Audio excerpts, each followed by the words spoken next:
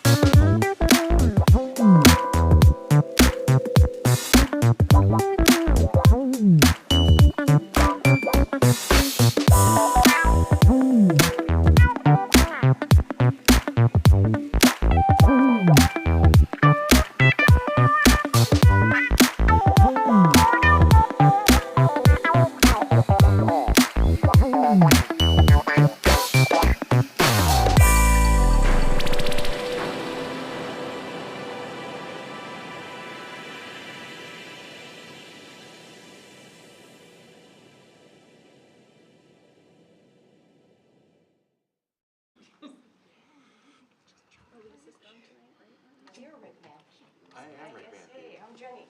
Yeah. Yes, I remember working on a few things with you. Yes. Okay, it's 5 o'clock, let's get started.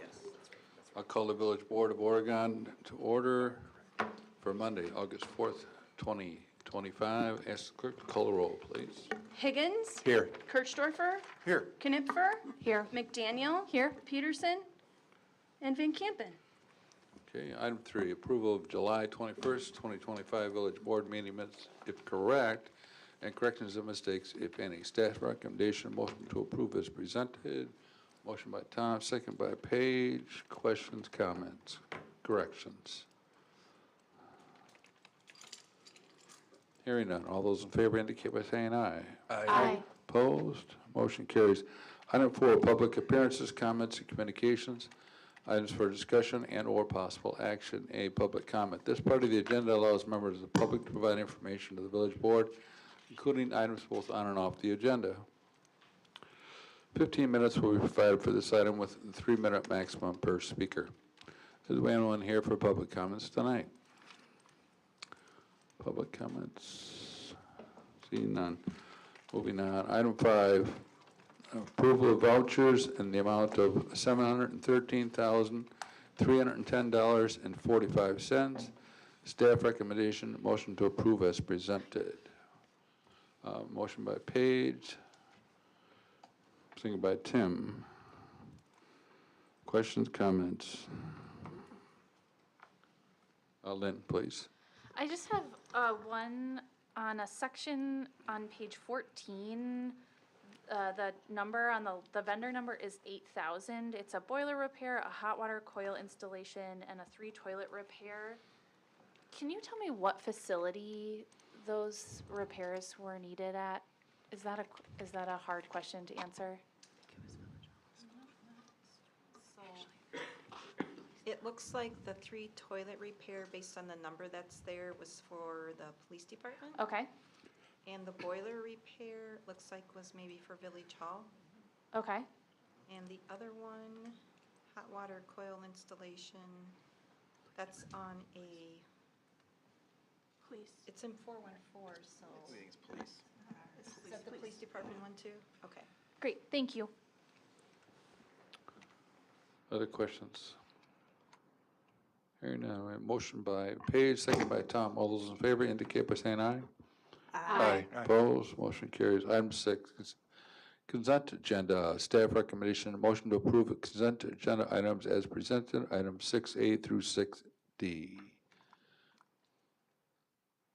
Oh, did you do vouchers? I'm sorry. Vouchers is roll call. Oh, it's a roll That was call. a roll call vote. Pardon me, yes, sorry. pardon me. I'm down one item too, so. Yeah, So are we ready for roll call? yes, thanks, sorry. Higgins? Yes. Van Campen? Yes. Knipfer? Yes. McDaniel? Yes? Kirchdorfer? Yes. And Peterson? Yes. Sorry, Phil. Thanks for the correction. Appreciate it. Okay, back to the consent agenda. Looking for a motion to approve. Amanda and Tim. Questions? Discussion? Okay, motion by Amanda, second by Tim. All those in favor indicate by saying aye. Aye. Aye. Opposed, motion carries.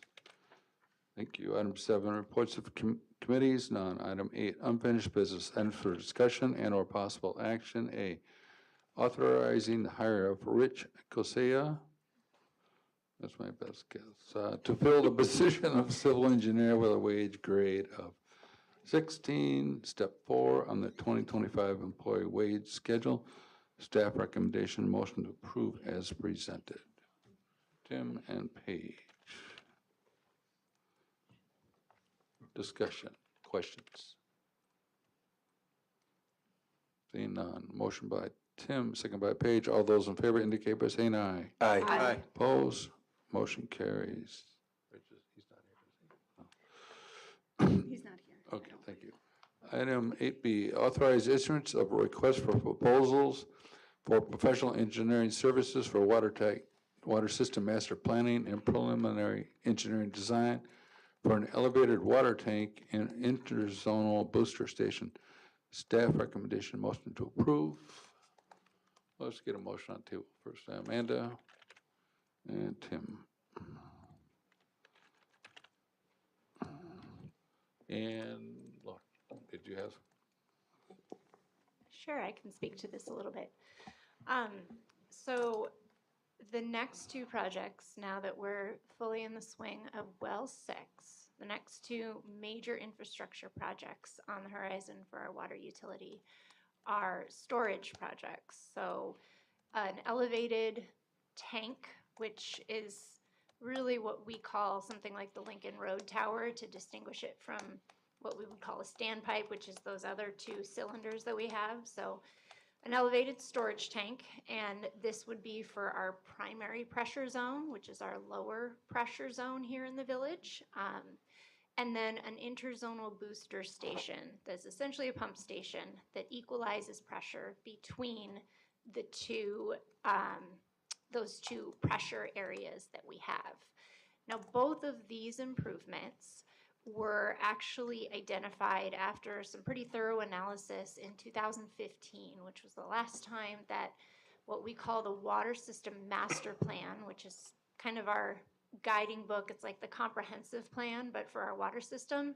That's the last time that was done. And that analysis did identify Well 6 and then these two improvements as major infrastructure projects that would be needed to address deficiencies as well as future growth here in the village.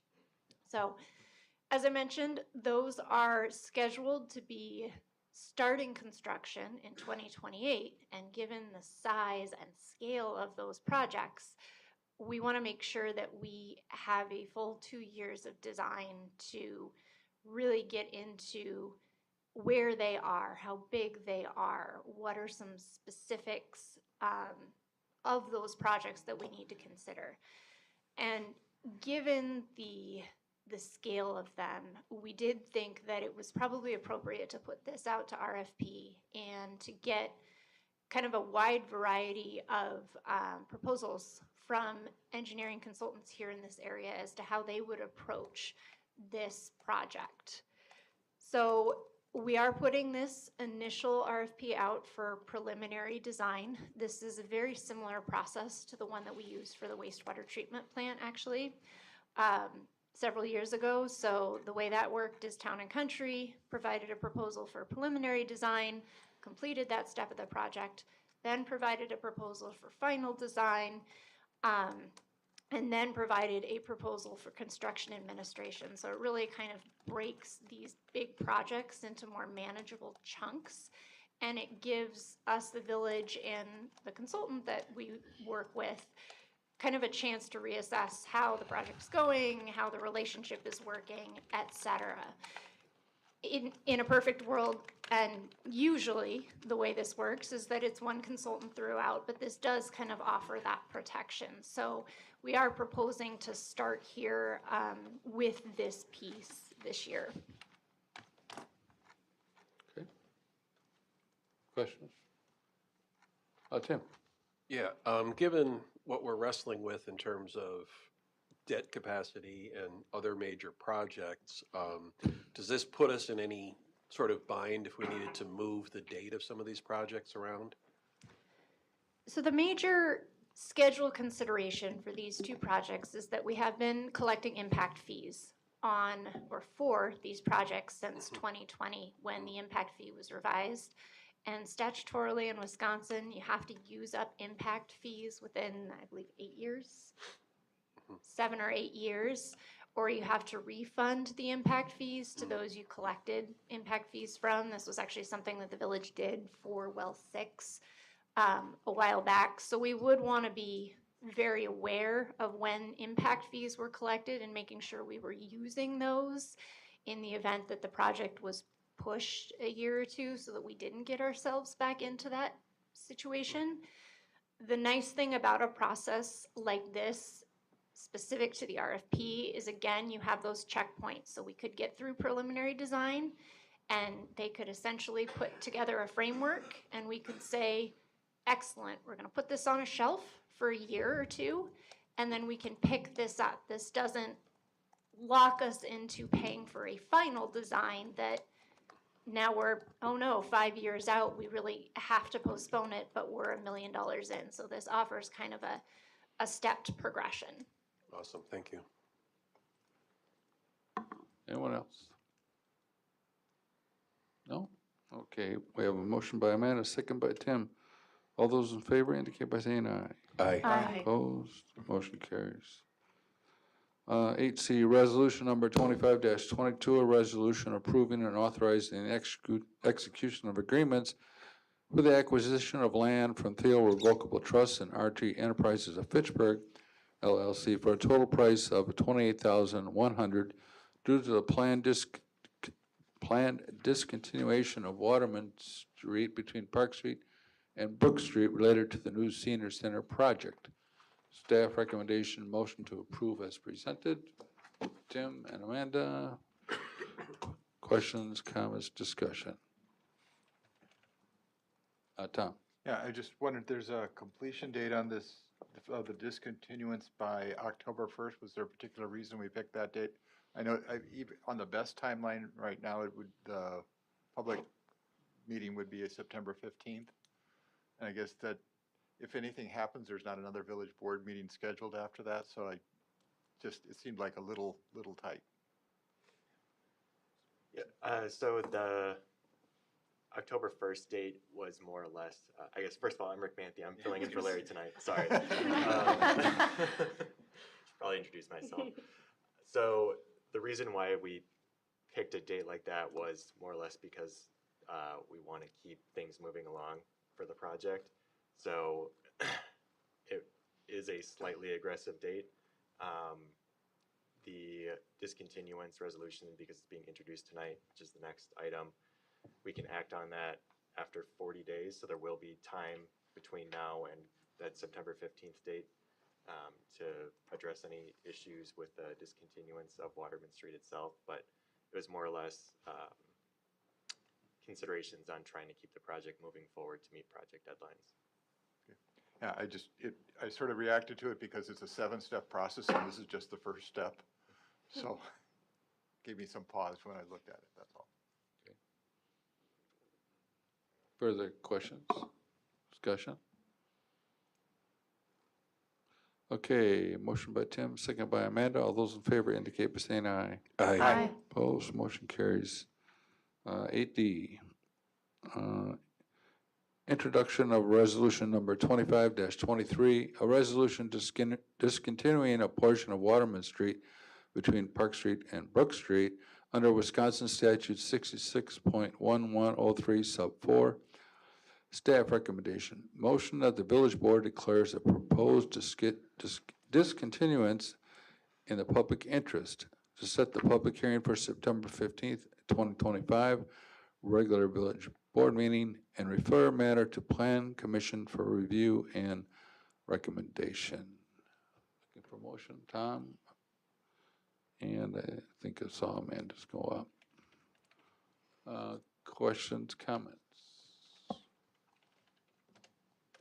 Discussion.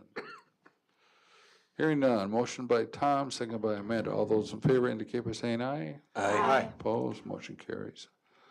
Item 8E, resolution number 25-24, resolution authorizing the execution of agreements with Victor Dorn Corp. For property acquisition and a temporary easement for compensation totaling $19,000 related to sanitary sewer lift improvements near 131 West Richard Road. Staff recommendation, motion to approve as presented. Amanda and Tim, I think this is for the station and substation or lift station in front of Dorn Hardware. I think, have we visited this before? I think so, yeah. So everybody's on this. Questions? Yeah, I just noted that the majority of this cost is for the easement for the construction. Actually the land acquisition is very small here in relationship to what's actually being asked. So it's mostly so we can park construction equipment on the Dorn lots. Yeah. Okay, further questions or comments? Hearing none. Motion by Amanda, second by Tim. All those in favor indicate by saying aye. Aye. Opposed? Motion carries. 8F, review proposal for changes to the building, mechanical, and related permit fees. There was a substantial and detailed memo in the packet. Martin, do you want to add something to that? Sure, I can just kind of go over briefly the Great. memo here. So back last year, our contracted building inspection service, Safe Built, had reached out to staff and suggested that we consider updating our building permit fees. It's been 11 years since we last updated them comprehensively, and they're sort of the thrust behind that was to make sure that we're better capturing the cost to administer that service and recoup the expenses of that service. So Safe Built provided us with a recommended schedule. It's in your packet. It's a schedule that's developed by a professional association of building inspectors in southeast Wisconsin. They create this model based on a kind of a cost recovery analysis of operating a building inspection program and the fees that it would take to sufficiently offset those costs. So it's the model that Safe Build has been advising to all of their client communities in Wisconsin. They've gotten almost all of their clients to switch over to this model except for 2, and we're one of them, including some of our neighbor, including the town of Oregon is one of their clients who switched over to this model, a couple other Dane County communities as well. So it really comes down to kind of 2 major headlines on this proposal. One being there's a little bit of a shift philosophically in some of how the charges are made between what exists now being some charges are based on the construction cost. This would shift some of those to more of a square footage model.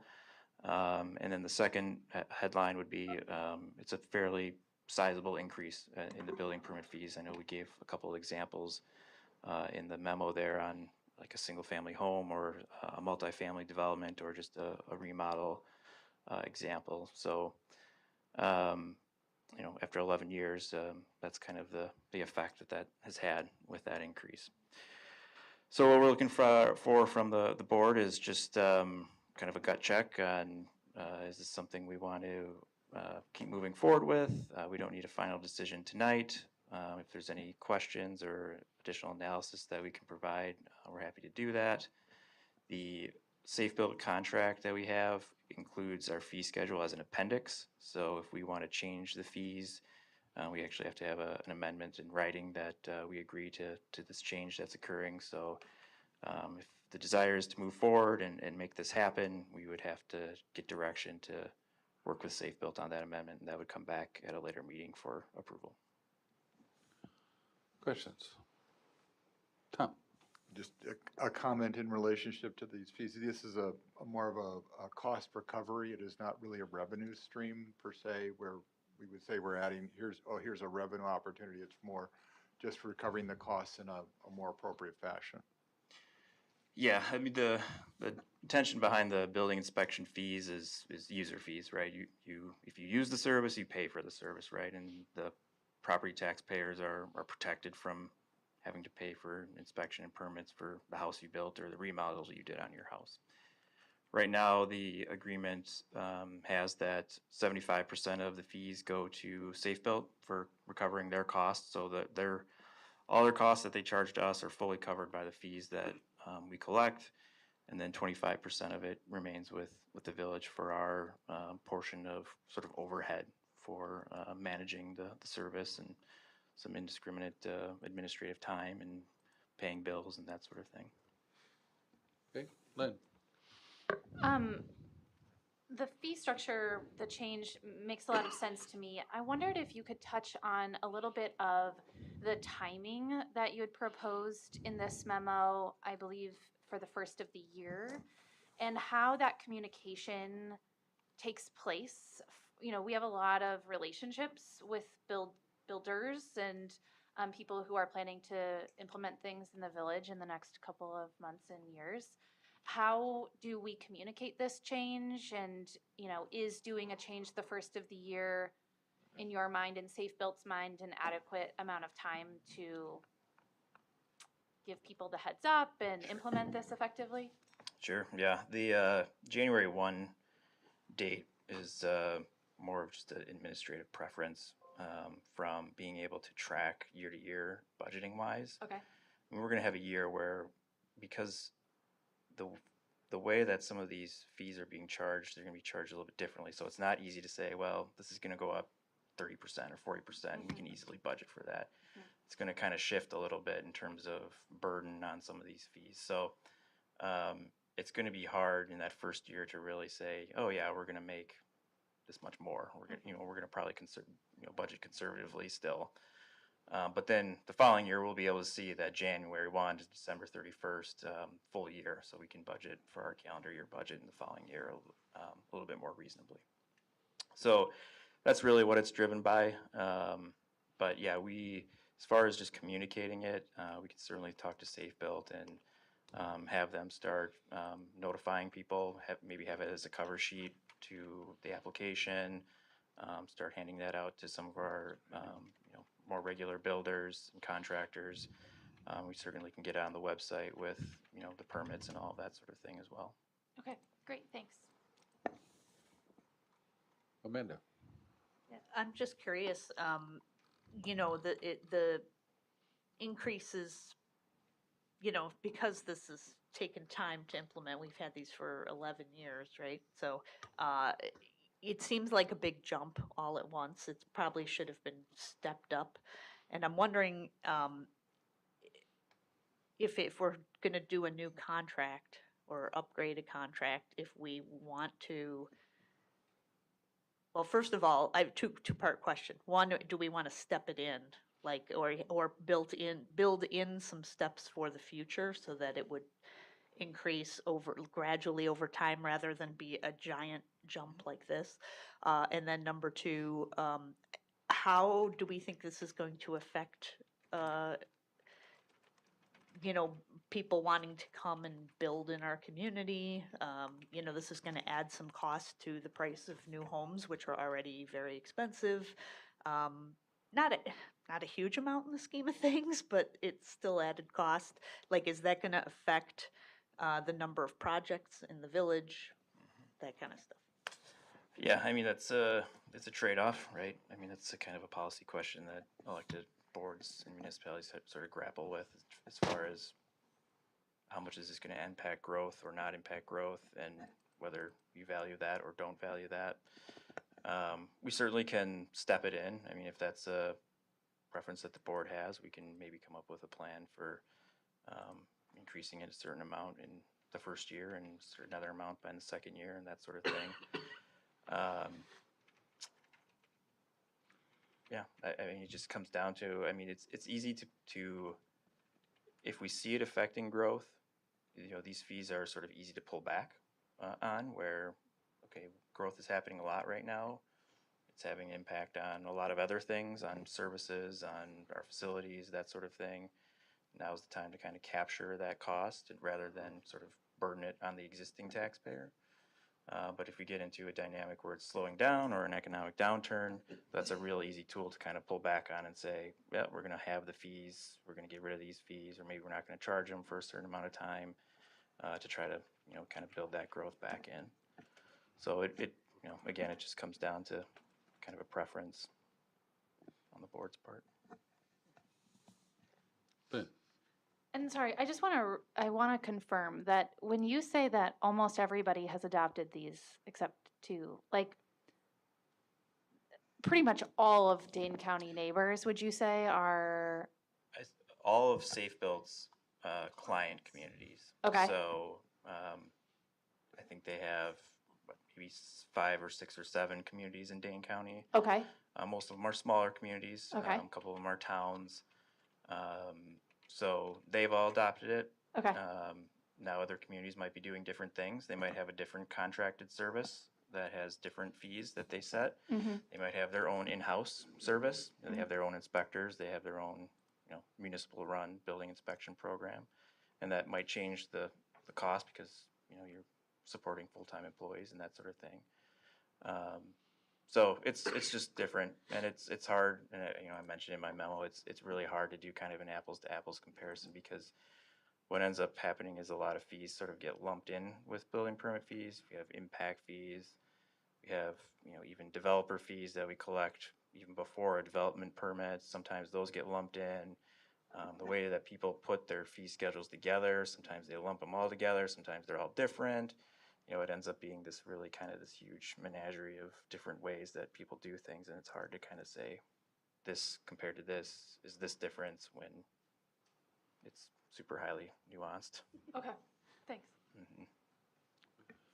And what I would like to call out that it took me a second. So this is the safe build fees. This does not include other fees that builders are paying, right? Like so park and like all, right? So it's Right. just a portion of the total fees that a new build is paying. The other thing I wanted to call out too is that a lot of builders already have like lots planned for the next, I would say 3 years in Oregon. So those, I really liked Amanda's idea of like a stepping stone piece because they already have planned to build here in Oregon. Like they're really, I mean, they could, I guess, technically decide not to, but right, they have developments on lots already chunked out and planned for builders. Just a couple comments. Sure, thanks. I think, you know, I think Amanda makes good points, but I think a couple things I would say is one is that in the overall cost, for better for worse, of building a home in Oregon, I don't think this is a lot of money. Secondly, there is a trend, at least within Safe Build's clients, of adopting these fees, so I don't think that we're necessarily going to be an outlier. I do also agree with Amanda's point about that we should be reviewing these more frequently. This is not a criticism of staff, but I've just said if we could do this more frequently, then we wouldn't have the type of. And part of the reason I think that it seems like a lot this time is because we're changing the way that we're charging in that larger homes pay a larger fee. So in their case, it could be substantial, but those are the larger homes. And it costs more and takes more safe built's time to do that work. So I'm comfortable the way things are. You had an additional comment?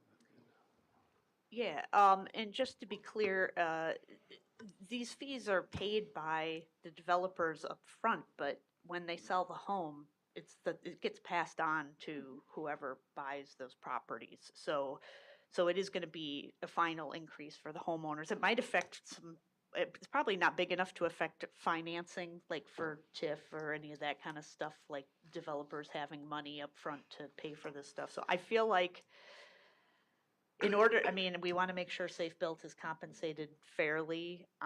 I'm okay with this increase. I feel like the builders who already have those plots will just add that cost on to the final ones. It's not great, but it's the situation we're in. But I do like Phil's idea of more frequently, looking at these so that there isn't such a huge jump. Just keeping an eye on where these are every couple of years might be a good idea. Again, not a criticism of staff. No, Just no, not saying, at all. yeah. No, and I think the nice thing with this is that it's a model that's created by somebody else. And so they update it periodically, and so we can use that update to prompt our update from here on out, rather than having to try to create our own model. Great. Tim? Yeah, I was just gonna say that, I actually like this plan as it's laid out. I think it's definitely appropriate to raise fees as we're reaching a point of we're not quite built out yet, but we're getting there. I think it's appropriate to raise the fees. So I'm happy with this as it stands. Okay. Further comments?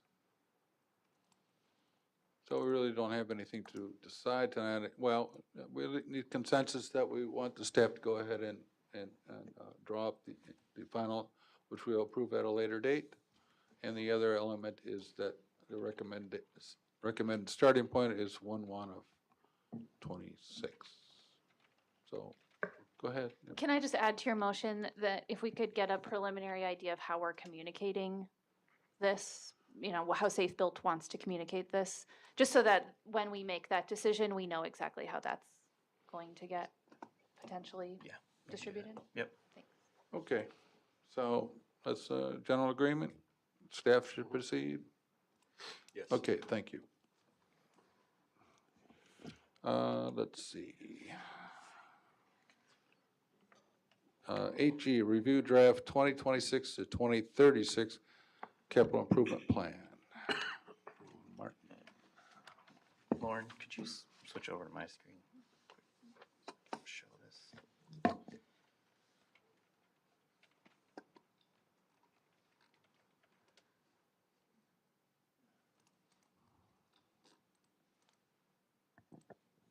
Alrighty, there we go.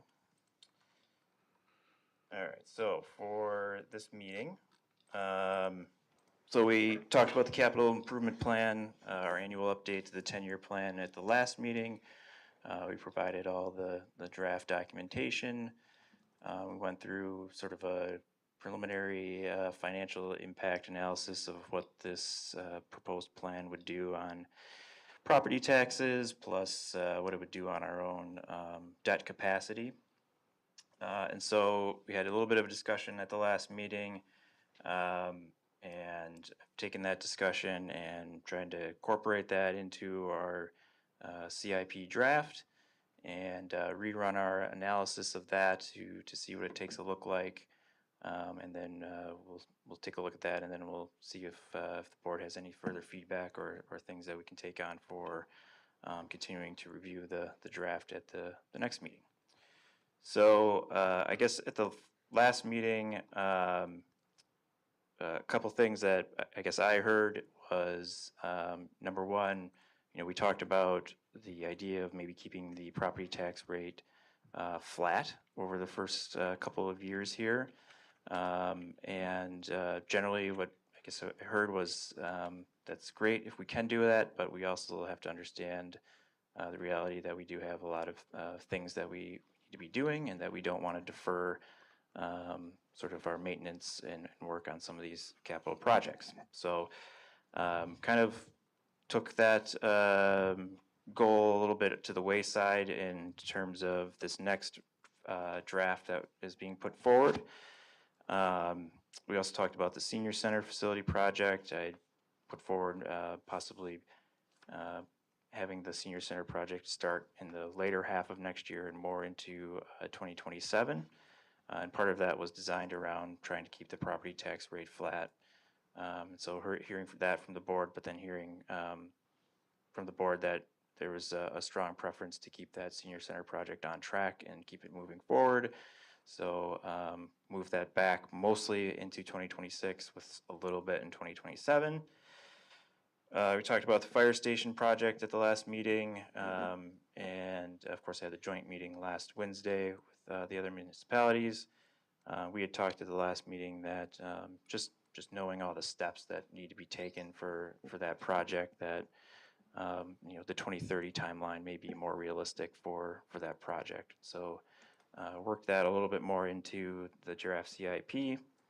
And then also heard from the board that making sure that we stay under that 75% self-imposed debt to legal limit policy is very important to the board. And so I want to make sure that we have a CIP that accomplishes that.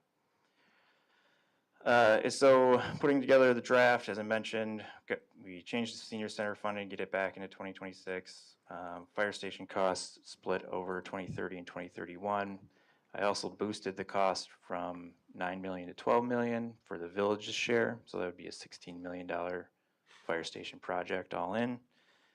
Lauren and I met, we talked a little bit more about parks projects, moved some things around. I believe the parks board is going to talk a little bit about their CIP at their meeting coming up, so we may have a little bit more direction there coming soon. Lauren and I also talked about, and this is maybe one of the more substantial things that kind of shifted things, was we talked about kind of changing our approach to how we split utility and street reconstruction projects and how those costs get divvied out. So before, we were kind of splitting the exact cost for each component into their different funds. So if it was a streets portion, it was definitely going to be a streets capital item, and then that would be funded on the property taxpayer side. If it was water, it was definitely going to be in the water, supported by water utility rates, sewer utility rates. So we talked about using sort of a concept that is used by the Wisconsin DNR in the Clean Water Fund program and the Safe Drinking Water program, where they allow municipalities to recognize up to 20% of a street's reconstruction cost to be covered by each, so 20% each of the water and sewer utilities. So, the premise being that, a lot of times these projects are driven by what's underneath, not necessarily what's on top. And so, allowing the water and sewer utilities to recoup a little bit of that street reconstruction cost, some of that pavement cost, maybe the grading, mobilization cost, some of that thing. So we decided to, I guess, essentially take the DNR's philosophy there and apply it to our street reconstruction projects. And so what you'll see is a shift of costs that would have been borne on the street side or the taxpayer side, shifting them over to the utility side to be covered by water and sewer utility rates. So that helped free up a little bit more funding on that general obligation side so that we can try to meet some of those goals and objectives we talked about. And then there's just a few other kind of random things that are changed. So some funding sources have been changed on some minor items. We added a few more funding sources on some projects, refined a couple of the numbers and that sort of thing. So what we have now compared to the last meeting, so we had finished with CIP 2.0 in the last meeting, so now we have CIP 3.0, which sounds like Star Wars. So in CIP 3.0, we've gone from having a 10-year CIP that was supported by about $96 million in debt to about $82 million in debt. So we reduced it by about $14.4 million.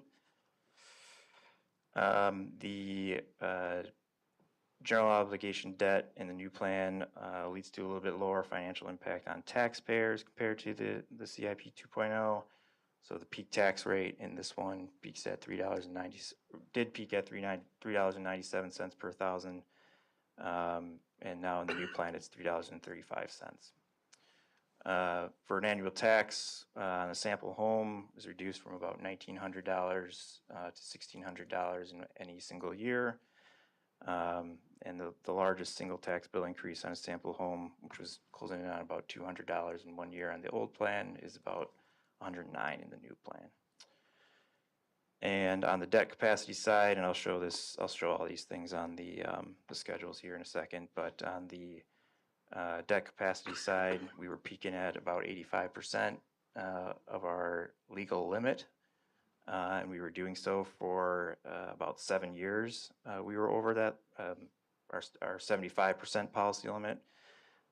We would still be slightly over that 75% by less than 1% for 3 years in this current plan. So we still have a little bit of work to go. On the utility side, the big changes here was what I talked about with that policy shift of recognizing some of those street costs on the utilities. So you can see there's been a shift of about $4.7 million over to sewer, 4.5 over to water. Obviously, that has the effect of potentially impacting our long-range cash flows for the utilities, so that may have an impact on rates in over the coming years here that we may need to think about and talk about. So going to show the numbers on this.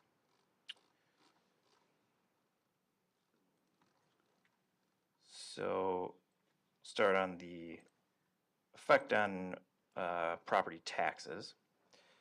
So in 2026, again, this is sort of already set. We've already had our debt obligation for 2025. We'll make the first payment in 2026.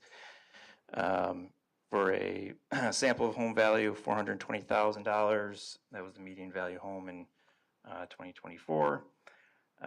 They will pay $888 in property taxes to service the village's debt. 2027 in this current plan, it would be $26 more. And then you can see down the side there each year that it would increase until you get to 2036, where it would peak at about $1,631 before starting to go down once we get past kind of the 10-year horizon of the current CIP.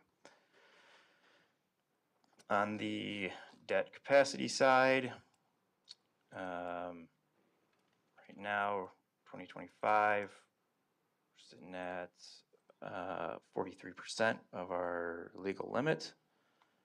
And so you can see where that goes as we take on these projects, and then it peaks for 3 years, just a hair over that 75% policy limit that we have. So we're still not quite under that.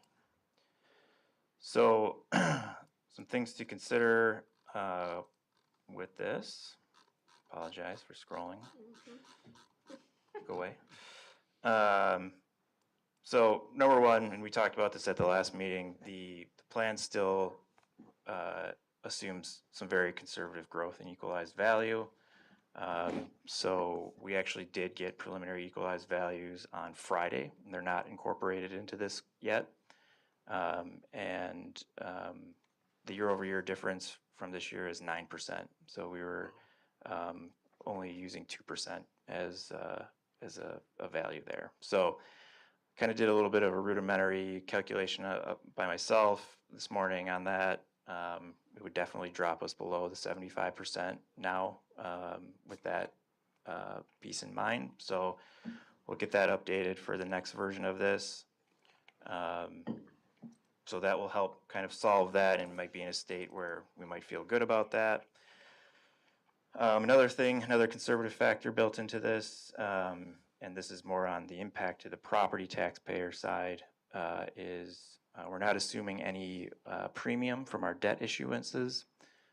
So when we issue debt, we sometimes get a premium off of that, and we can use that money to then make a payment, cover our debt service payments so that we don't have to raise taxes to cover that. And that's pretty common. We typically are seeing those premiums come in for when we sell these bonds. So, Ellers felt pretty confident that there will probably be something there, but we can assume that we can be conservative and not consider it. So the effect on a property taxpayer may actually be realistically less than what we're showing.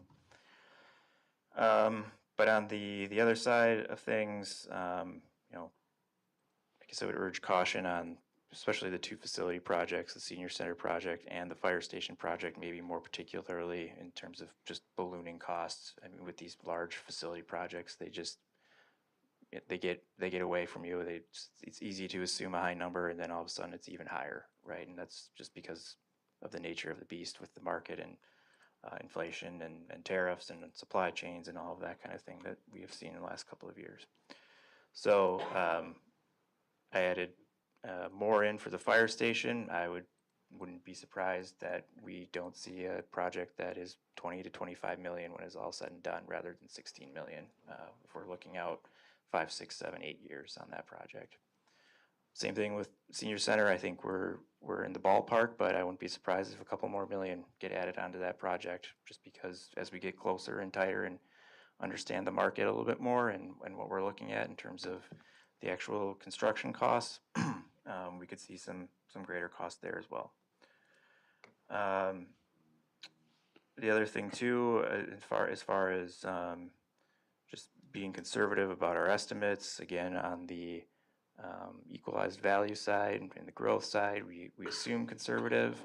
We talked about this at the last meeting, kind of touched on it with the building permit fees, but there is potentially a future where the entitled lots that we have in the pipeline are all used up, and we won't have any ready subdivisions or entitled lots maybe within the next 3 or 4 years, unless something else outside the villages comes in. So it may not be unrealistic to think we may have 1%, 2%, 3% growth, especially on the new construction side, maybe being 1% and 2%. So unless something happens or pops off on something that we're not aware of, next year could be probably a really large year again in terms of building, but 1 or 2 subdivisions are going to be done at that point, and we're only going to have 1 or 2 left. So it can fall off quite rapidly.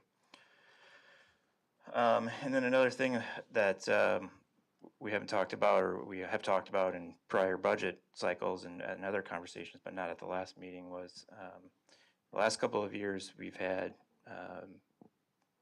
pretty large budgetary operational surpluses produced. And one of the primary reasons for that is because we've had vacancies, primarily at the police department, because we've had recruitment and retention issues, which have been plaguing police departments everywhere. And so we budget for those positions, they get unspent, but dollars roll back into the general fund. And then what we've been doing is taking those essentially one-time dollars, because we can't count on them every year because they may be tied up in salaries. We've been using those to pay for small capital items.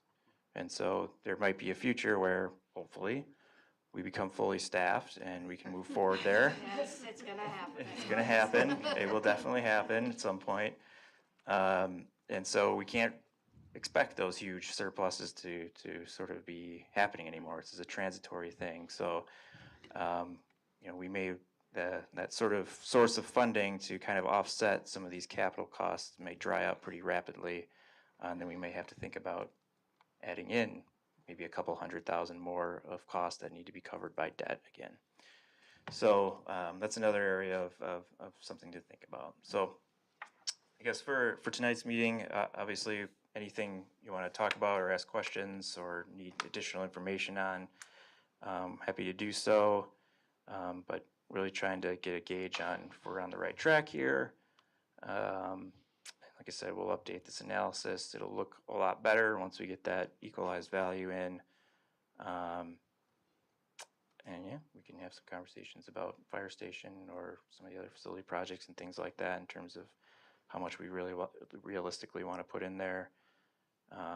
But all this leading up to September 15th, we'll ask for the board to approve the CIP so we can move on to the operating budget.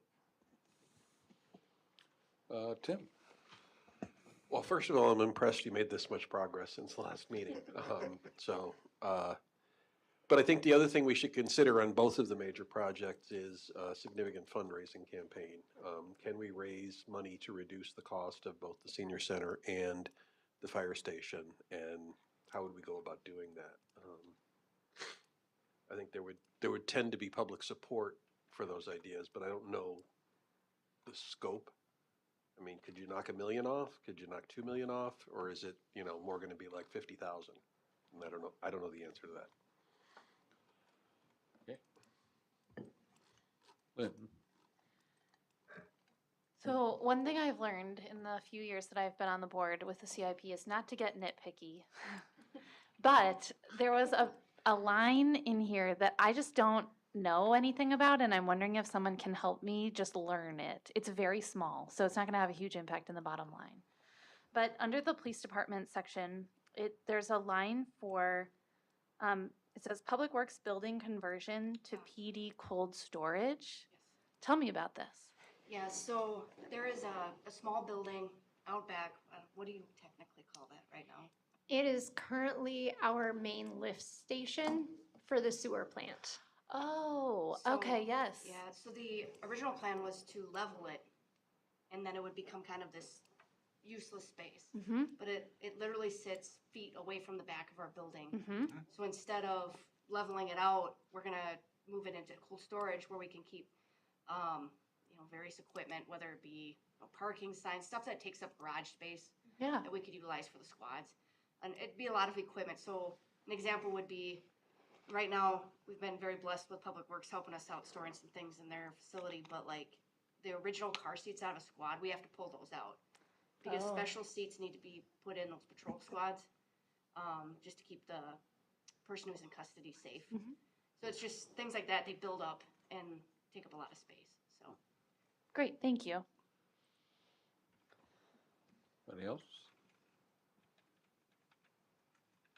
I have to say that I'm, share Martin's projection, we'll call it, on the fire station. If we end up building new off-site, I think it will be all of $25 million to do that, and that's 7 years from now. Our share of that is $17 million. So I don't know if we want to consider putting more in there. I'm also concerned about the timeline in that. Martin, if you would bring up the slide on page 6 of yours, of Eller's, which is 134 of the packet. That was the tax, if you want to focus on the tax increases over the period. If you'll note, that the largest impact is 2032 and 2033. That would be right when we're talking about starting that station.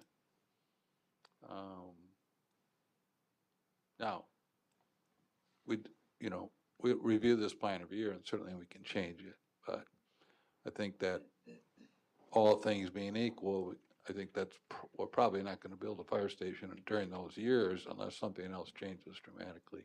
Now, granted, Martin mentioned our equalized value went up 9%.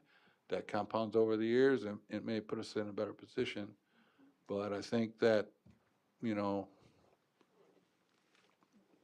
have to be careful to be rigid about saying, we're going to build it in 2032, or we're gonna build it in 2031. Because we all know that if we have to come up with $17 million in 2031, that's probably not gonna happen. So that, more of a comment than anything that I really would want to change. Yeah, the other thing too, and this is pretty far out thinking here, but the other thing I think about is we're almost certainly going to have some kind of, I would guess, public works facility project, maybe a police department facility project, whether it's a renovation of current or something new, approaching that 2040 date. So, you finish one facility project, you start on another one sort of thing. So, there's the timing of kind of taking off these big hits is really important. And so I mean, we definitely are going to want to try to get some kind of fire station facility. We know there's a need. We heard about it the other night, somewhere in there, right? And we want to do it before we start hearing Lauren and Jenny talking about something over on their side later in the 2030s. So I guess the thing that sort of kind of makes me pause on some of these is, you know, it looks all right, and then you take off that huge chunk, and then you're sitting on that huge chunk, and it's hard to kind of work around that after the fact. So, you know, and that and obviously growth has been the thing that's sort of been our saving grace in all these recent facility projects in terms of trying to make some of these numbers work. So that's not always a guarantee.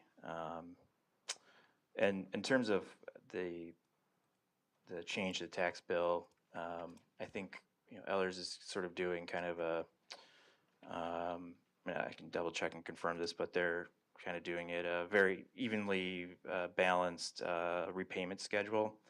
And one of the things that we typically do, especially when we go to borrow, is we start to kind of build the repayment schedule in a way that works more favorably for us. So, you know, these couple of hits maybe in the first couple of years don't maybe look too bad to some people, and so is there a way to front load some of these debt obligations in these couple of years, so maybe that this whole thing looks a little bit smoother rather than you know, the $100 years that we're showing in those, you know, where we have the current fire facility. I mean, you could tell, you know, I've talked about this before, but you know, for 10 years, the village is sort of positioning its debt in a way that sort of stair steps in a way where you don't see a huge spike in property taxes. And so, I mean, you can see in 2026, we currently have a $14 million debt obligation, and it's a $26 hit the following year. And that's not by accident. I mean, that was intentional, where we've sort of set up where a bunch of debt is going to come off, and then the senior center is going to come on right around the same time. So, you know, we're able to do between a $15 and $20 million project, and it's $26 on an average home. So it's been very deliberate, very careful about doing that. And so we still have some ways to play with that as we go. But yeah, I mean, there's all sorts of different factors to think about and consider. But now, that 109 and 106 there, that includes a number you've put in for the fire station, right? And what was that number? 12 million. 12 million. Yep. Okay. And so that, your point is, it's probably not 12, Phil. No. Right. Well, I mean, it's probably not 12 next year, but right. I think in any event, you know, we're getting too far into the weeds. I think the discussion the other night at our joint municipal meeting was, it doesn't realistically look like that we can sustain and build a complete fire station downtown. So it's either a remodel or do something with that, but we still probably would have to add a substation. So that's not going to cost 25 million, but it may cost 12. I see. Other comments? Lynn looks like she has one. I guess I have a quick question on that cost. Are we wrapping a general number for the fire station with acquisition of land? Should we need a new site? I think that number is in there. That number is in there Well, in your estimate? I would say only because it's so far out, and we really don't, I mean, what the Right. numbers are gonna be at the time. But no, we haven't separated that out. Okay. It's the project total, I guess. Would that have a large impact if we separated that out and potentially did that, you know, acquired land that we know will be designated? Does that even things out, or is that sort of peanuts in comparison to a multi-million-dollar building? I would say the number that's being used, I know that the district has been using a $12 million number. I think there is some basis and thought behind that number. I don't know if it's overly, you know, rigorous in where they came with that number, but I think there's a little bit of thought behind that. And maybe, Tim, maybe you have some insight on that too. I don't want to put you on the spot. So but, you know, the thought behind just moving to 16 million is just, there's nothing really behind that other than we just need to show a big glob of money in here because we need to show what an impact would be on our debt and into our property taxpayers. And that's sort of a little bit of the challenge with this project, and sort of some of the centered on the discussion the other night was we just don't know enough about it. You know, I mean, the question at one point was, well, can the village make this work? Well, what is it? You know, what is the project? I mean, we can make anything work. I mean, it just doesn't look as good on some of the numbers, right? And so that's the challenge right now, is we just don't know. And now we know the recommended size of the facility and sort of their components and arrangement. But now it's going to come down to what is the site? You know, are we having to have to acquire? That's going to be a cost as well. And then now, is it kind of their perfect generic site where they can kind of lay out everything perfectly and it all looks good and maybe there's some efficiencies there? Or is it not as a nice site and now there's going to have to be some compromises and some things that have to be kind of shoehorned in, and maybe there's more cost because of that or less cost even.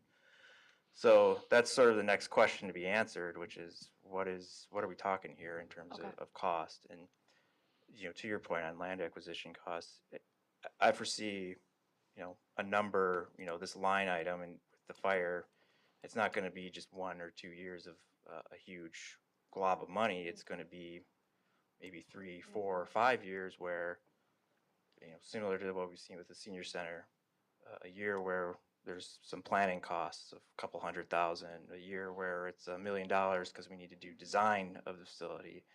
It's maybe $1 million to acquire property, or 500,000. You know, there's probably going to be a number of years where we are kind of lining this up to the point of construction where everybody's comfortable with. So, you know, right now we're just kind of showing a somewhat arbitrary, huge pot of money, and now we have to do the work of, you know, answering these questions to figure out what exactly are we talking about here, so we can refine these things. Okay. Amanda. And just kind of having an eye on future events too. I've said this before to you guys, but just for anybody out there listening, a lot can change with developments at the federal level. Not trying to get political, just saying things have changed. A lot of grant funding has dried up, and those are things that, like, we got a big grant for the library. I don't know if we'll be able to do that for the senior center, right? You know, we have to keep an eye on what's happening at those levels, and a lot can change in 3 or 4 years. Maybe some of that comes back. Maybe that'll help our funding. Maybe it won't. But you know, we're all just kind of guessing at this point, and we're doing the best we can with the information that we have. So it's good to plan, but also, you know, anything beyond 2028 is just, we have no idea. We're just gonna have to reevaluate as it comes. Okay. There's no action tonight unless you want to make some additional changes or recommendations to the plan itself. Otherwise, Martin and Ellers and staff will continue to work on that. Okay. All good? Thank you, Martin. Let's see, 9B, new business items for discussion and possible action. And on a lighter note, proposed addition of Monarch Festival to the Village Board Public Outreach Program. Yeah, I'm sure. You want to fly with this? Oh, well done. Well done. I don't really have much to add here. We're proposing adding an event per our policies. We have the village board vote on this. It's a morning event, and we will open it to the sustainability committee to work as well. So we may receive some volunteers that way as well. We attended the event last year. Okay. Motion Amanda, to approve. Second. Discussion. Hearing none. All those in favor indicate by saying aye. Aye. Opposed. Motion carries. Great idea. Thank you, Lynn. Item 9B, Alpha Controls and Services Proposal for the Police Department HVAC Controls Upgrade for a total cost of $62,555. Staff recommendation, motion to approve. Paige and Tom. Let's see. Oh, wait. Wants to speak. Oh, Yep. Kenny. So, we did have some HVAC system work done recently. And there were major repairs. We were really low on air conditioning in the worst time of the year. But, Alpha Controls came in and identified some other critical areas that we need to get upgrades in. So just in case this memo caused a little confusion, the base bid that's listed in here, it's kind of layers. So the base bid is what we without a doubt need. But regardless, the other two bulletins are add-ons that Alpha Controls are telling us are still very critical upgrades that we need. So, you know, and Martin had spoken to this with our open positions. It created a little pocket of money, knowing that this is certainly going to be an issue down the road, probably in the near future, and related to our heat and air conditioning. We wanted to get this in front of you and ask for approval to sign that proposal for the full 62,555. Okay. Questions? Just one question, how old is the police station now? It is 24 years old. So we're hitting that peak right now. We just had our windows done, which, you know, we had noticed a pretty significant draft in certain areas. And we were very lucky we did. As they started pulling the windows out, there was no insulation whatsoever. I could literally stand between the outer wall and the inner wall. Oh, boy. So, you know, getting to these repairs on a building that was built 24 years ago, we're trying to remain aggressive with just identifying them and coming to you guys for approval on some stuff. Okay. Anybody else? Okay, we have a motion by Paige, second by Tom. All those in favor indicate by saying aye. Aye. Opposed? Motion carries. Thank you, Chief. Let's see, 9C, organizational strategic planning. We had, again, very good memo in the packet. All right, so my wife told me I spoke way too much at the last meeting, so I'm gonna put this back on the village board and say, I can talk about this, I can do a quick little spiel, kind of regurgitating my memo, or you guys have read it and maybe want to get into it, and I can certainly answer questions or provide any context, so whatever your preference is. Let's see here. Bear with me. Okay. Clearly, we're not going to do strategic planning right now. I mean, we're in agreement with that? We're in agreement. Okay, all right. So really it boils down to is, do we want to set up a separate meeting? I believe we've done in the past, or we want to do a part of another board meeting? Am I heading in the right direction here? Sure. Yeah. Wherever, whatever. Yeah, Mark, Tom. I guess I would lean towards a separate dedicated meeting and isolating off a pretty substantial part of a day towards it. An hour, 2 hours is not going to cut it here. No. You have to sit down and put time into breaks, and just doing it quickly after work isn't always the best, isn't everybody's best thinking time. Agreed. And I guess trying to find probably a weekend date or something like that, or a date that everybody could meet and dedicate a long period of time, it seems to be the direction to go. Okay. Lynn. Yeah, I would agree that I think a separate meeting. I will say, though, the thing that I gleaned from your memo that I should have just known is that, but that was clear to me when you added the comprehensive plan handout, is that we have a lot of plans that clearly set out our goals. We have a sustainability plan, we have a comp plan, we have, I don't know, you listed like the 4 main things, right? Parks plan, things like that. That I think, you know, in some ways, having a village board strategic plan may muddy those waters in a way that, like, when I'm looking at that comp plan, every time I went through the plan goals, I was like, well, those look like great goals. Like, I wonder how much we could actually pull from some of the documents and some of the consultant work that we've already had. I agree that I think we should do that in a separate space, but I actually hope or have a little bit of hope that potentially it's a little faster in the sense that some of that work looks like it has been already done a bit for us. We just need to identify. Okay, so we have general agreement for a separate meeting? Yes.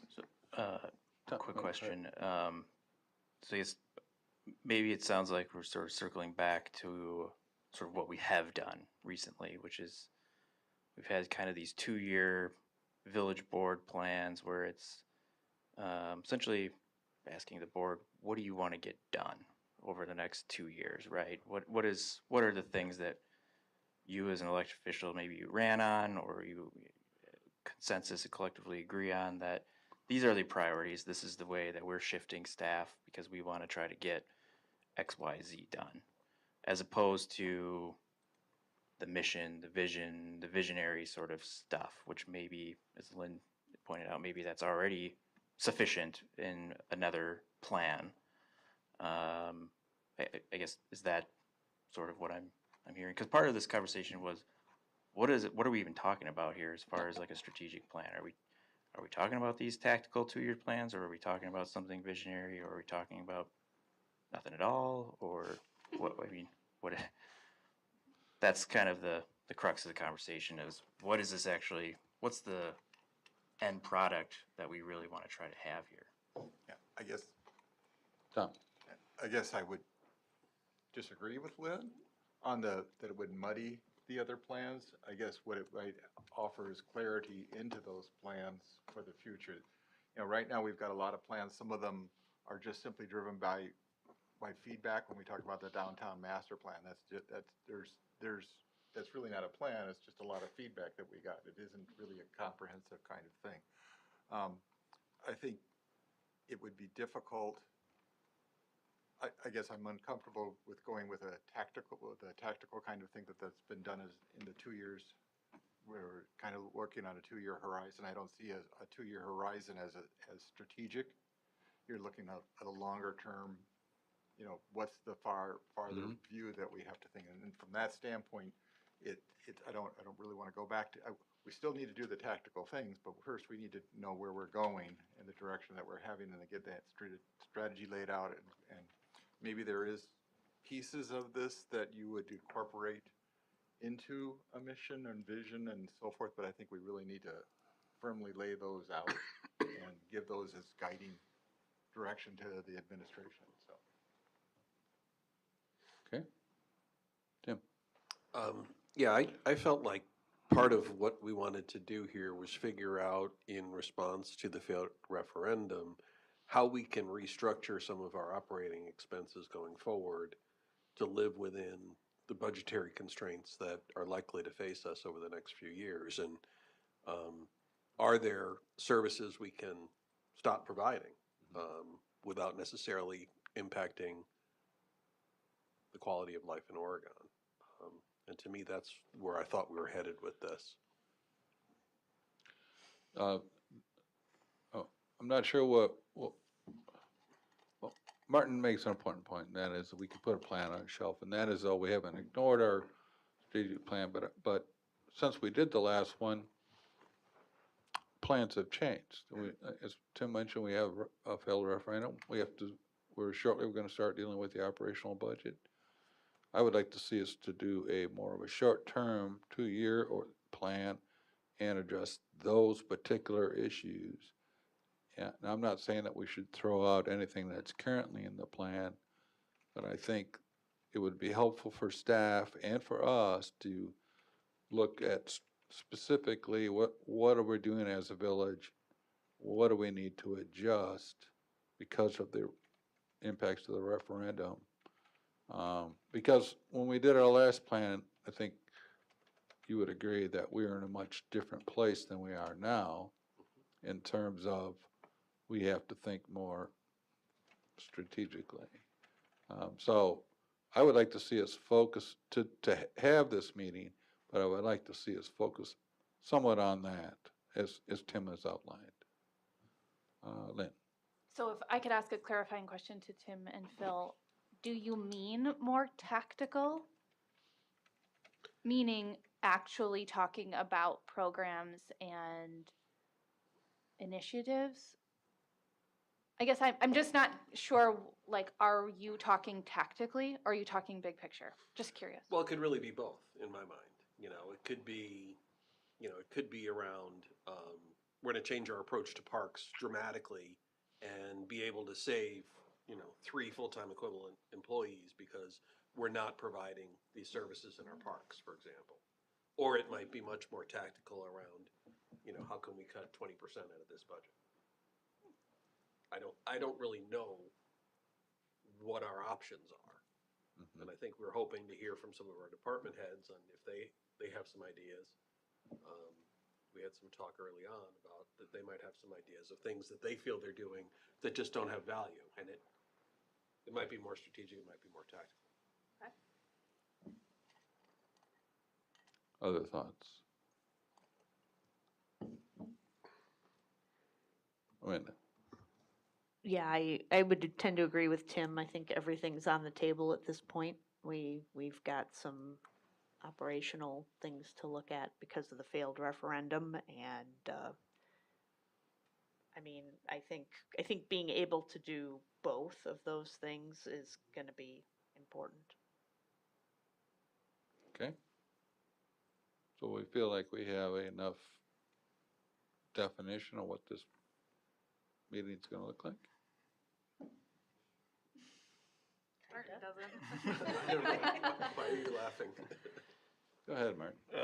I mean, I guess in my mind, we show up to a meeting, right, and 2 or 3 of the board is thinking about what's our vision, where are we going in 10 years, 5 years or 10 years, and then the other 3 show up and say, no, I want to talk about funding for parks for next year. Right. That's a pretty wide gulf. So, we want to make the most productive use of our time and resources in having a meeting like this.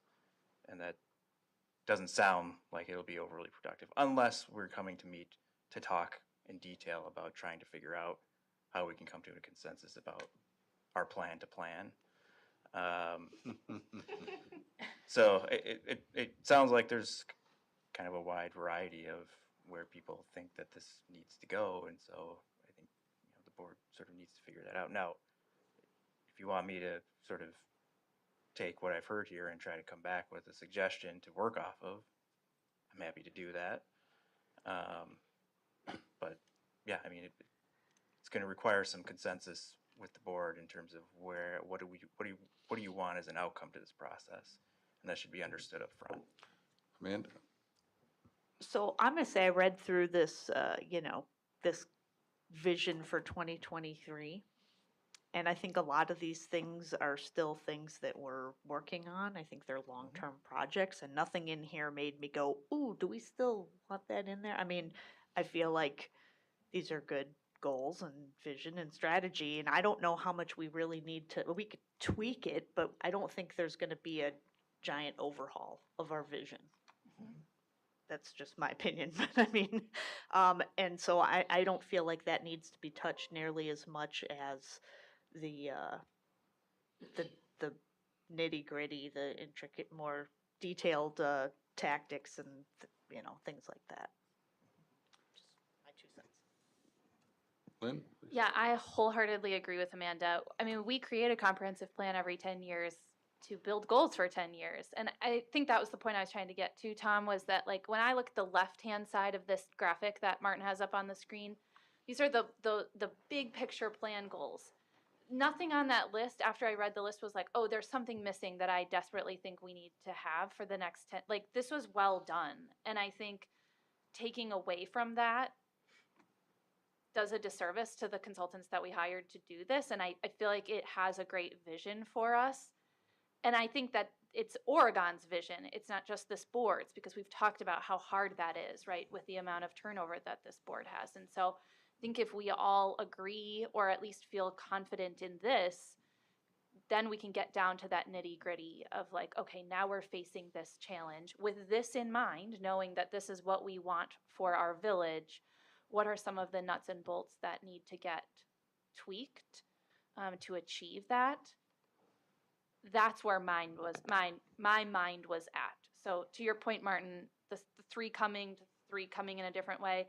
This mind was coming to, let's talk about what we need to do now that we have a challenge right in front of us. How do we solve that?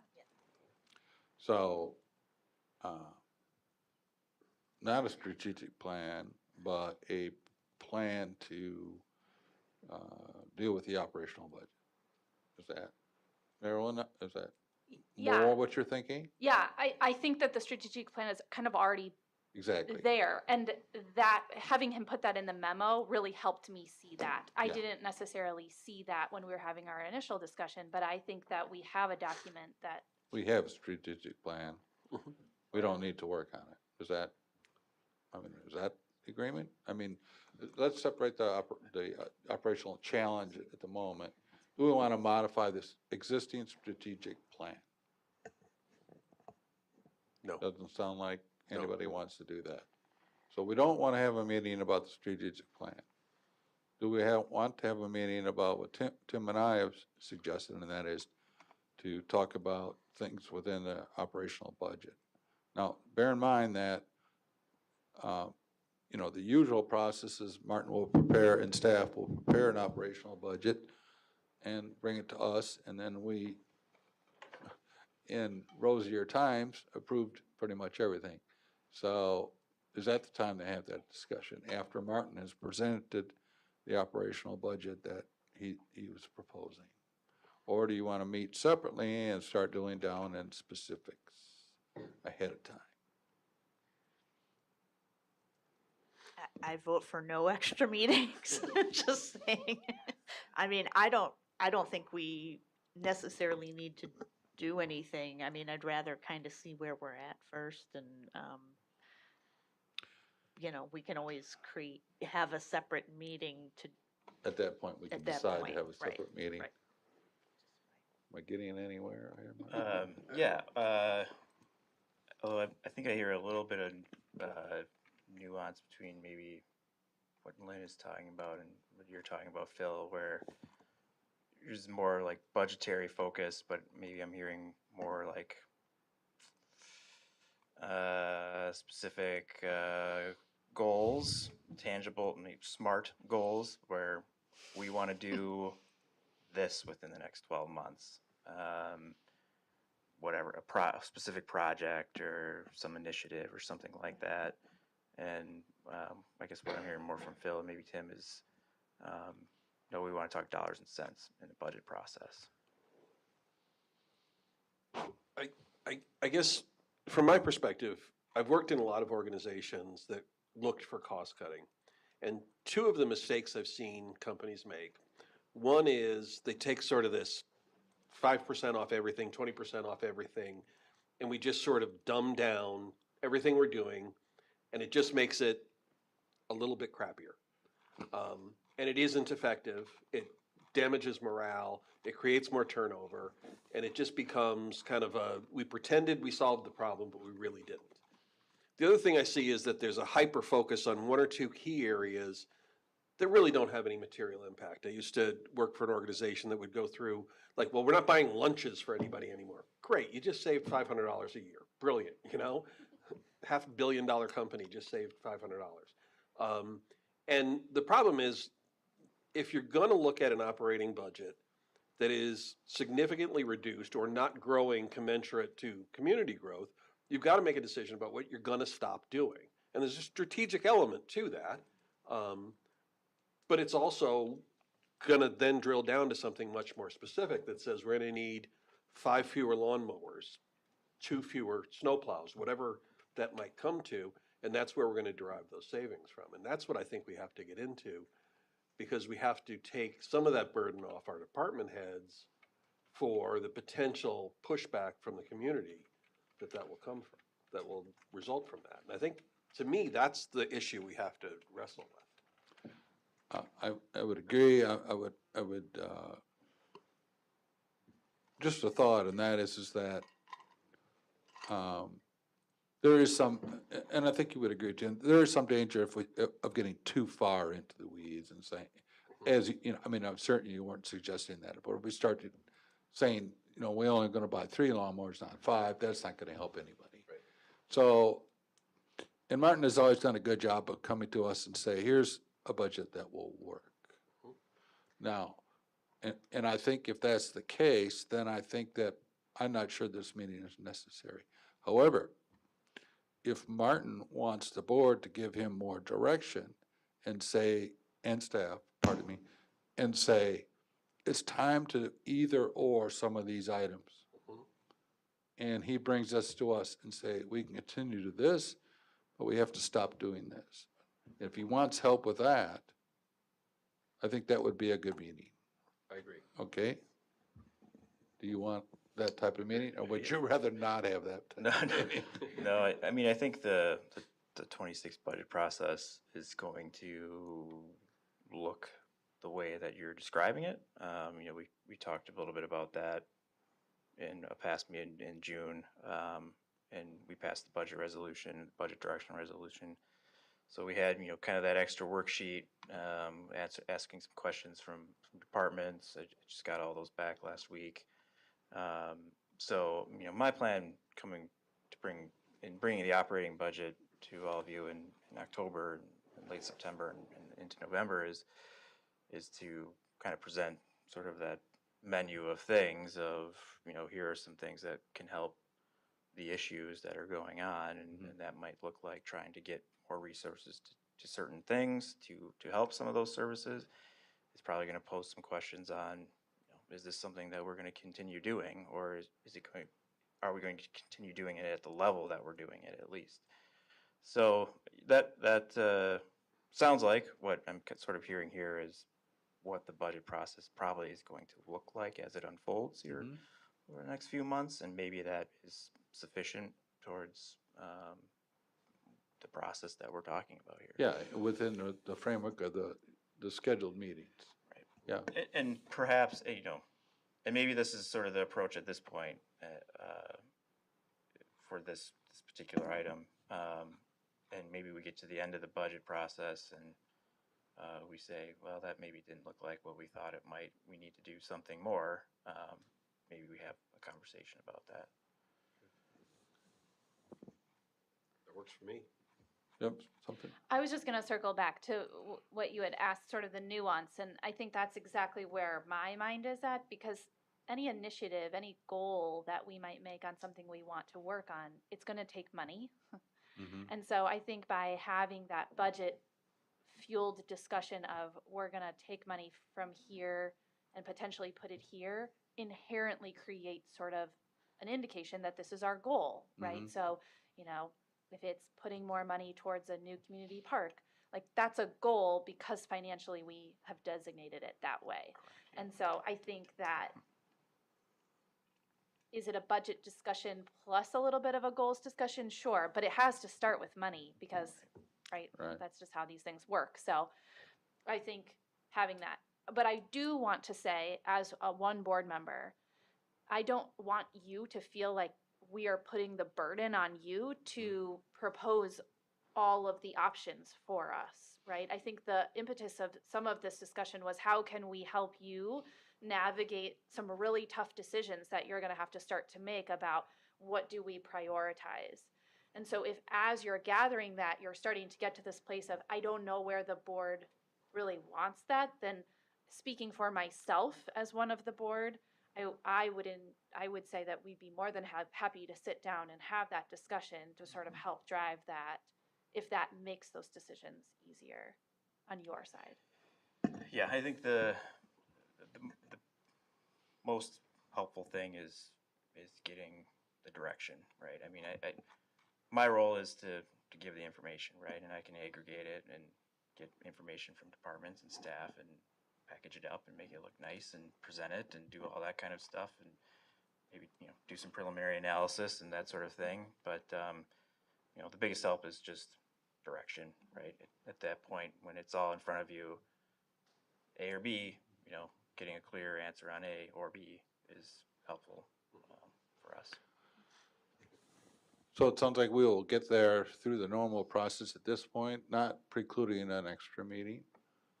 And for now, we're not going to have, deal with any revisions to a strategic plan.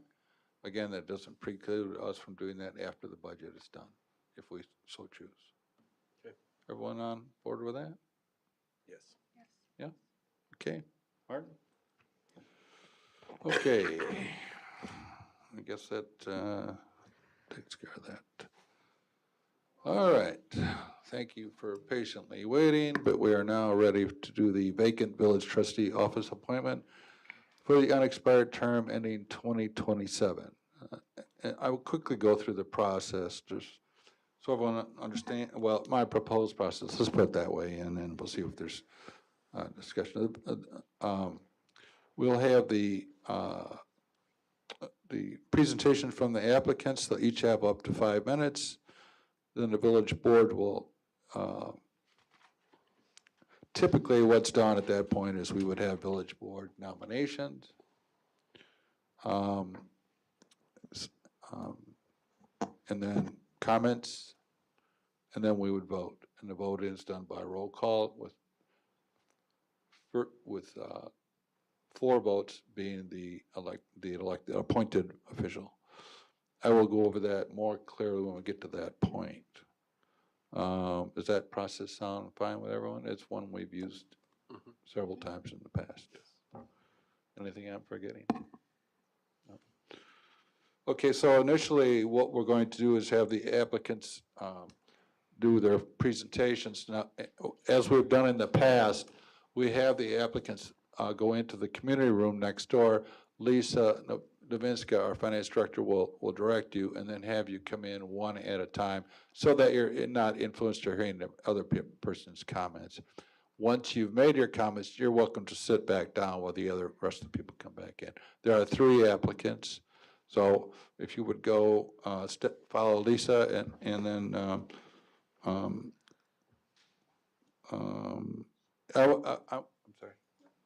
sorry, Lisa, if you would just take them there and then just give us a moment. I want to check at the door here before I tell you to bring the first person in. I will go in the order as listed in the agenda, or in the packet. Thank you.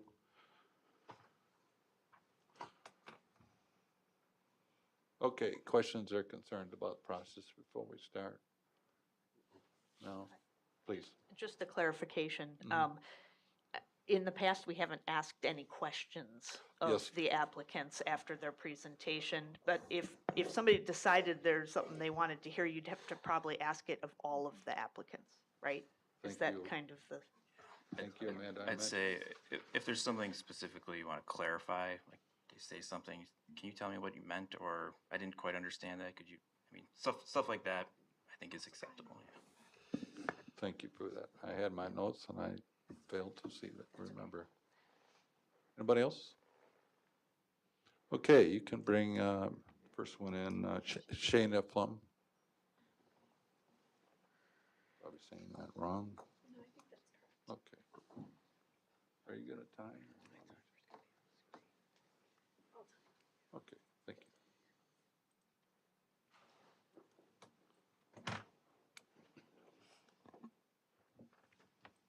Welcome.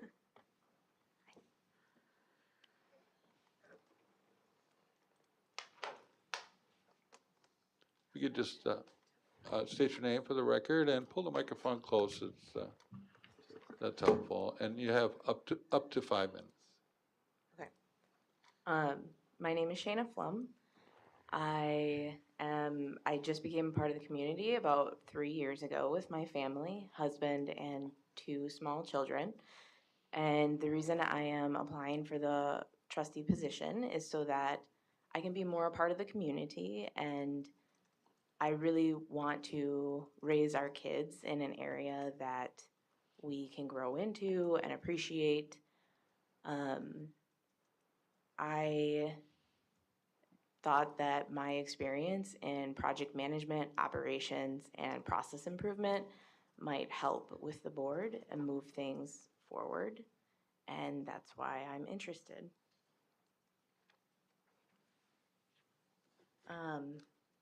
a lot of the questions that were asked on the questionnaire, I thought that I filled out pretty well, but the one that I wanted to talk about was the most pressing issue of the Village of Oregon. I noticed that a lot of people talk about the capital improvement plan, but for me, the way I look at it is we have a great plan in place.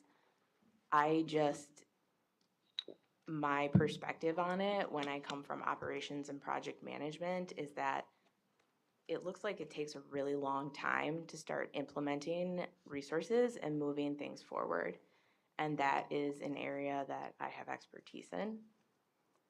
That is what I thought that I could bring to the board. Okay. I'm not gonna fill a full 5 minutes. No, no, No, that's, you're good. it's up to, that's why I say up to, yeah. I also appreciated the fact that the DEI statement was brought up. My children have recently had bullying, both of them, and they are 5 and 7. And so I thought that being able to bring in, we're a very sports forward community, and I think that that is phenomenal. But I would really like to see other improvements across the community that maybe bring in other diverse groups and the way other people think. All right. Questions for Shana? No? Okay, thank you. Thank you. You're welcome to just sit back in the audience then. Okay.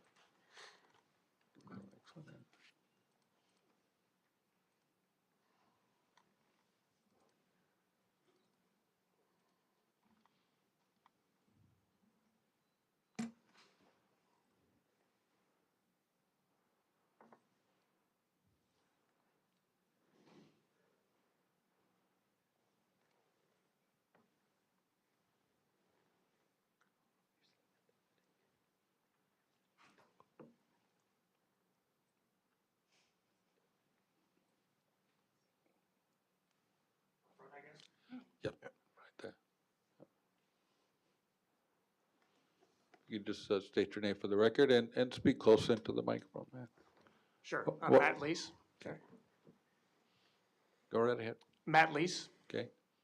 You can go ahead with your comments. Okay, great. Thanks for having me. Glad to be here and appreciate the opportunity for sure. So the reason I'm applying, I've lived here about 18 months. Been gone for about 15 years out in DC, between the military and the federal government. That's what I've been doing. And public service is really what I'm about. So with that said, I'd like to serve locally, and I think I can have an impact in Oregon. I've fallen in love with it since I've been here. My kids love it, my wife loves it, and I want to just help the community.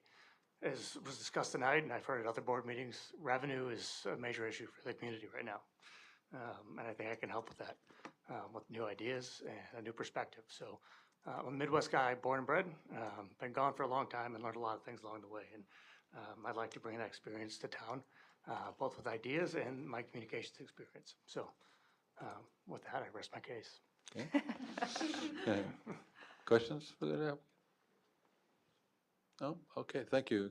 You're welcome to sit back. All right, thanks. Thank you. Thank you.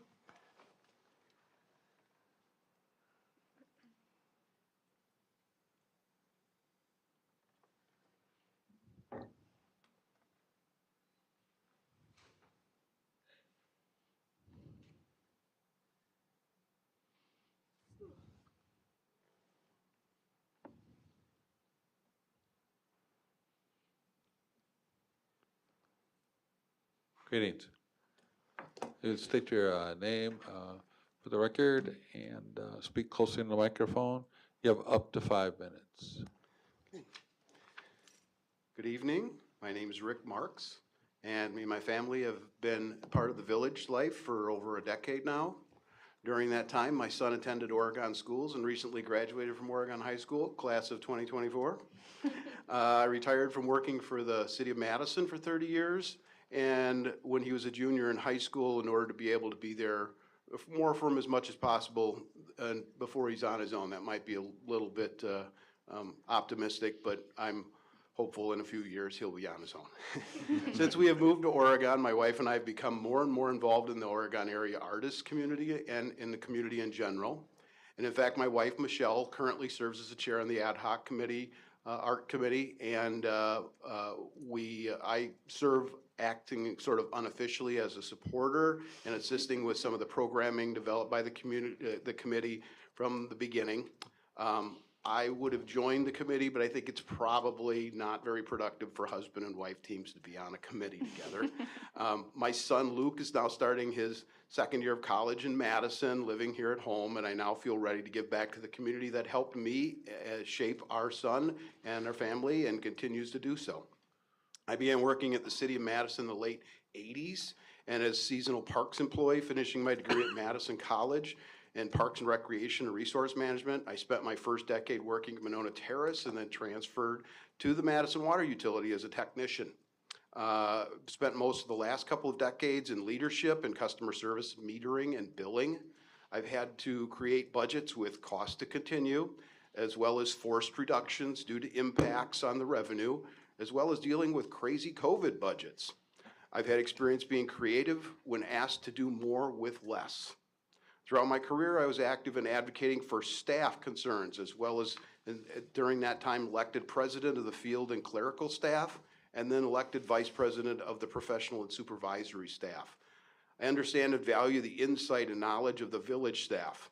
I want to ensure their voices are heard in the decisions involving the wages and benefits and working conditions. After all, the majority of the operating budget is wages and benefits. Any budget decisions will directly impact them. As a trustee, I will also work just as hard to listen to our neighbors and their business owners to make sure their voice is heard when we come together to make these decisions about our community and its future. I feel the need to give back to my community even more so after the most recent outcome of the village budget referendum. I was recently part of the campaign to pass the City of Madison and the schools referendum last fall. I worked with the mayor's staff and the city staff and labor associations to help educate city residents why the referendum was needed and why it was the most progressive way to continue to maintain the values and vision that we all shared for the city of Madison, and I think that we share for the village of Oregon. We, of course, all agree that taxes are too high and there needs to be a fairer share from the state. We must do our part in supporting organizations that speak for small municipalities, and we need to make sure that we research every option to qualify for grants and bring in private partners who share the village's values and vision. Finally, I feel a diverse, equitable, and inclusive environment is essential for thriving and innovative community, a community where every individual is valued, respected, and empowered to contribute their authentic self, regardless of their background, race, gender, sexual orientation, age, disability, or other identity. Basically, everyone eats, everyone learns, and no one gets left behind. That's my vision for the community. As an example of my commitment, I've been honored to serve on the United Way of Dane County's People, Culture, and Rewards Committee, tasked with ensuring staff and programs are diverse, equitable, and inclusive. I am an employee advisor for the current city employees on the City Personnel Board and sit on an ad hoc committee evaluating the citywide compensation study right now. We are especially focused on comparisons of jobs traditionally held by women for structural inequities with those traditionally held by the head of the household. I was a strong supporter of the City of Madison's Wanda Fulmore internships, where community at-risk youth are targeted and given opportunities to see how public employment can be a bridge and not a barrier to success in your life and in the community. I'd be proud to be the first supervisor to hire. About 30 seconds. I'm retired now and ready to work hard for this community. I know the time commitments and I have the time to do thoughtful, transparent decision-making. I have reviewed recent meeting minutes and I'm ready to hit the ground running. I hope to collaborate with all of you on solving the issues of the community, and I ask you to nominate me tonight and vote for me to be part of you and join you on that board. Thanks for letting me share my vision. Okay. To the second, Rick. Thank you.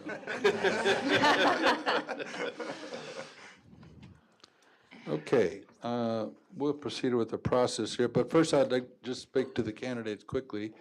Thank you very much for applying. Many of us, if not everyone, but have initially served on committees, and I think that's a good stepping stone and a way to get introduced to government, and also I think there's people that get familiar with you and And as you can see, most of these people were started on the committees, including myself, and ended up on the village board. So I just wanted to say, you know, if you're not chosen tonight, there are other opportunities to serve the village. So thank you. All right, quickly, I'll just review the process here. We'll go in nomination. We'll do nominations. Nomination, a second is not required, but not prohibited. And then you're welcome to make any comments about your candidate, or, but we try to keep our comments to be in a positive nature. After we're done with the comments, then I will ask candidate to call the roll, and you will state the name of your preferred candidate, whoever it might be, that is a nominated candidate. The first candidate to receive 4 votes is appointed. Questions about that process? Please. You're gonna go down and ask each of us to state a name, is that the? Well, deal? by roll call, yes. By roll call. Yeah, When we vote. That's when we the- voting. How do we do the nominations? Is that just Right raise now, your hand? yep, We raise I'm our just hand. gonna ask for nominations, and you can raise your hand, yeah, raise your hand. So I will open the floor to nominations. Lynn? I'm going to nominate Rick Marks. Okay. Other nominations? Other nominations? Okay, I'm closing the nominations. We will go ahead and vote and ask candidate to call the roll. Peterson. Yes. No, you Or you state the say- name. Oh, yeah, Rick Marks. Kirchdorfer. Rick Marks. McDaniel. Rick Marks. Van Campen. Rick Marks. Knipfer. Rick Marks. Higgins. Rick Marks. Great, okay, well, thank you. Congratulations to Mr. Marks. And Candy will be in touch to, you know, get you set up. And the next meeting will be your first meeting. And again, thank you very much for applying. Truly, thank We you. appreciate it. Can I also say? Please. There are active openings on the Transportation Committee. I would love to have either or both of you on that committee. So please consider applying for either that committee or another opening. And, you know, it's really 1 or 2 meetings a month. It's not a huge commitment. So, thank you. I have a comment. Tom, please. I want to, first off, it's a testament to Oregon that we have a plethora of candidates who are highly qualified and would have been I spent a lot of time looking at these this afternoon, and, you know, it came down to just very small differences, you know, maybe this, maybe that, and so forth. Any one of you would have made a fine trustee, and I would have been proud to serve with any of you. Congratulations to Rick, but I really hope that both of the other candidates are involved and engaged in the community, because we do need the help, and there are many opportunities. So thank you very much. What else? Okay, thank you. Let's see, item 10, reports of village officers, department heads, and consultants. This is for information only. No action by the village board will be taken. A is village administrator report. Nothing. B is police chief report, notification or revisions to sergeant hours, procedures, OWI, and arrest policies. Anything to add to that, Chief? Or? Anything to add, Chief? No, I'm sorry. Thanks. Sorry. Okay, item 11, announcements and miscellaneous business. A, announcements, comments, communications, upcoming meetings and events, and miscellaneous business. Village board members will provide brief statements, but no discussion of the action that shall occur. Well, let's start with staff and department heads. Jennifer. I would just want to take a few minutes to recognize we finally got our official donor recognition book for the library's capital campaign. Many of you joined the board since we started fundraising back in 2019. There were countless hours of volunteer time, and we really wanted to celebrate the contributions of all folks, whether they gave financially or with their time, talent, and expertise. And so we had a local graphic designer, Orange Whip Design, did the design of the book for us. Alpha Graphics, the locally owned company helped produce the books, and they list every contributor to the capital campaign. It also highlights the journey, which was very fun through the pandemic, about how you can fundraise when you have some challenges related to that. So I'd encourage you to either find your own name if you were a contributor, or come stop at the library and take a minute to take a look at the generosity of the community. It's really something to be celebrated. So thank you all for your time and support. Thank you, Jennifer. Chief? I got a few things. Today we had our canine golf outing. I believe we did sell out. And, you know, thank you to the Bergamot. They're wonderful with us. Obviously, this is hands down one of our biggest fundraisers. It funds most of our canine unit. Everybody had a great time. The weather was beautiful. I want to thank Candy and Lisa. They come every year. They use their own time and come out and hang out at one hole to help out with the golfers. So they've done it, I don't know, maybe a handful of years now, ever since we started it, and they've just been fantastic. And then also thank you to Lynn for stopping out. The staff really appreciated that. Tomorrow night we have National Night Out, which is really fun. So if you get a chance, stop on out. Not only will we have med flight coming, hopefully, unless there's an emergency, but we will have a Black Hawk helicopter. All right. Let me tell you, I have 2 young boys.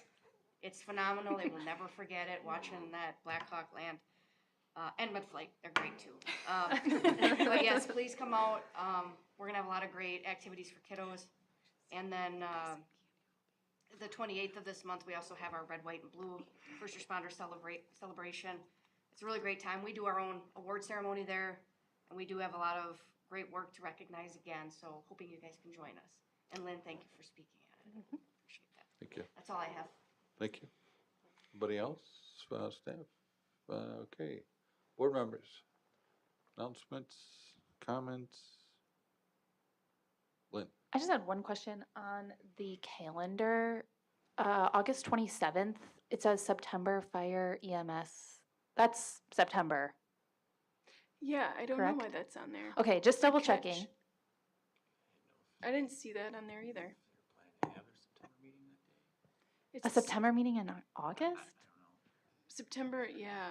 The confidence. I'll double check.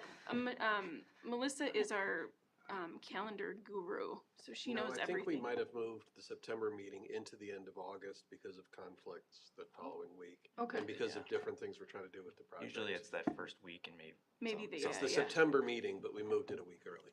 Good to know. So it's Thank you. There you go. I'll double check and send an email out. Yep. Thank you. Any other board Unless it member was after I comments? saw it. Okay, 11B, future agenda items. Anyone? No? Okay. Item 12, without objection, we are adjourned. All right. Thank you all very much.